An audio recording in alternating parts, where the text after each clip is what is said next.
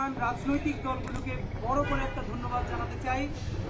আপনারা জানেন যে বাংলাদেশের একটি ক্রাইসিস তো পলিটিক্যাল ক্রাইসিস তো দিনে দিনে তৈরি হচ্ছেই, কিন্তু বিএনপি, জামাত ইসলামী থেকে শুরু করে বাংলাদেশের প্রত্যেকটা রাজনৈতিক দল একমাত্র ফ্যাসিবাদের দোসররা ছাড়া ভারত ইস্যুতে যেভাবে বোল্ড স্টেটমেন্ট দিয়েছে, জনগণের পক্ষে তারা নেমেছে এবং বাংলাদেশের স্বাধীনতা সার্বভৌমত্বের প্রশ্নে তারা তাদের বক্তব্য রেখেছে। আমরা ইনকিলাব মঞ্চের পক্ষ থেকে, ছাত্র জনতার পক্ষ থেকে বাংলাদেশের সকল রাজনৈতিক দলকে অভিনন্দন জানাতে চাই। একই সাথে আপনারা জানেন যে 17 বছর ফ্যাসিবাদের পরে আমাদের যে সরকার হয়েছে, আমরা আপনাদেরকে একটি ব্যাপার বলতে চাই, এটা আমাদের সরকার, কিন্তু আমরা কিন্তু সরকার না। এর মানে এই সরকারটা আমাদের এই অর্থে এটা সাংবাদিক বন্ধুদের সরকার, কারণ আপনাদের সকলের সহযোগিতা, আপামর জনসাধারণের সহযোগিতা এবং বিপ্লবের ফলে যেই সরকার হয়েছে এটা তো অবশ্যই আমাদের সরকার, কিন্তু এখন পর্যন্ত কিন্তু আমরা সরকার হয়ে উঠতে পারি নাই। এর কারণ গত 17 বছর ধরে সচিব থেকে চৌকিদার পর্যন্ত আমলাতন্ত্রের সামরিক বাহিনীতে প্রত্যেকটা নিয়োগ নিকৃষ্ট মানের আওয়ামী ফ্যাসিস্ট দালালদেরকে রিক্রুট করা হয়েছে। এই মুহূর্তে প্রত্যেকটা মিডিয়া থেকে শুরু করে এখন পর্যন্ত সব জায়গায় তারা পুনর্বাসিত হয়েছে এবং সেই অবস্থায় আছে। সুতরাং নতুন সংবিধান রচনা, আমাদের নতুন রিপাবলিক ঘোষণার আগ পর্যন্ত এই বিপ্লব এবং এটা আমরা সরকার হয়ে উঠতে পারবো না। আমাদেরকে এখনকার লড়াই, আমরা নতুন বাংলাদেশের নতুন সংবিধানের আলোকে নতুন রিপাবলিক ঘোষণা করব। সেই লড়াই যতদিন চলবে আশা করি আমরা বাংলাদেশের সমস্ত রাজনৈতিক দল এবং মিডিয়াকে আমাদের সাথে পাবো ইনশাআল্লাহ। আপনাদেরকে আমরা জানাতে চাই যে আপনারা জানেন যে শুধু 1947-এ ভারতের কিন্তু সুপ্রিম কোর্টের একটি রায় আছে যে ভারতে 1947 সাল পর্যন্ত যতগুলো উপাসনালয় যেই ফরম্যাটে ছিল, 47-এর পরে ভারত পাকিস্তান ভিন্ন হয়ে যাবার পরে এগুলো অবিকৃত থাকবে, এগুলোকে কোনো ধ্বংস করা যাবে না, নষ্ট করা যাবে না। এটি 1947 সালেই ভারতের মীমাংসা এবং তাদের সুপ্রিম কোর্টের রায় আছে।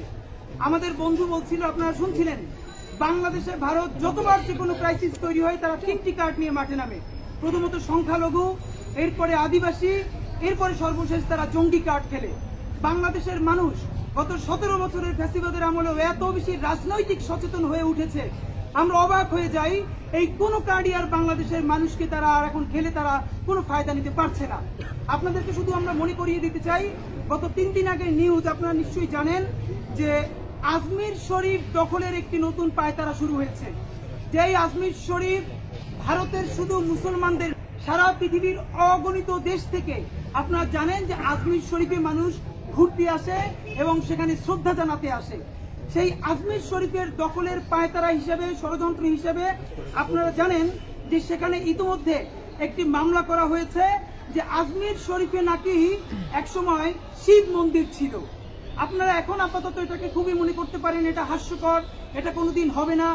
এটা কেন হাস্যকর নয় এবং কোন যুক্তিতে বাবরি মসজিদের মতো আজমির একদিন শিব মন্দির হয়ে যাবে, এটা আপনাদেরকে আমরা বুঝিয়ে বলবার চেষ্টা করব। শুধু আপনাদেরকে আমাদের কনসার্ন জানিয়ে রাখি, আগামী 20শে ডিসেম্বর আজমির নিয়ে ভারতের আদালতে শুনানি হবে।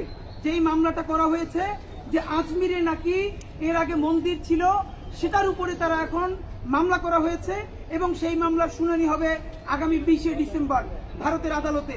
আমরা বাংলাদেশের ছাত্র জনতার পক্ষ থেকে আমরা ঘৃণা ভরে প্রত্যাখ্যান করছি এবং জানাতে চাই, আজমির শরীফ দখলের যদি এই ষড়যন্ত্র ভারত রাষ্ট্রীয় মদদে করতে দেয় এবং করে, এটার কি পরিমাণ বাজে পরিণতি হবে এটা যদি এখনো তারা না জানে, তারা এইসব বাজে কাজ করতে করতে তারা অঘোষিত রাজ্য বাংলাদেশকে বানিয়ে ফেলেছিল, তারা সিকিম বানানোর পথে চলে গিয়েছিল। তার আগ পর্যন্ত বাংলাদেশের স্বাধীন সার্বভৌম প্রতিরোধের কারণে তাদের সমস্ত ফলাফল তারা কিন্তু শূন্য হয়ে গেছে, বঙ্গোপসাগরে ভেসে গেছে। তারা যদি বাংলাদেশ থেকে কিভাবে পাত্তারি গুটিয়ে পালিয়েছে এখনো যদি তারা শিক্ষা গ্রহণ না করে, তাহলে দক্ষিণ এশিয়ায় ভারত রাষ্ট্রের সীমানা কোন পর্যন্ত গিয়ে থামবে এটা আমরা মনে করিয়ে দিতে চাই। ফাঁকে আপনাদেরকে বলে রাখি, আমরা বিভিন্ন গণমাধ্যমের বরাতে এবং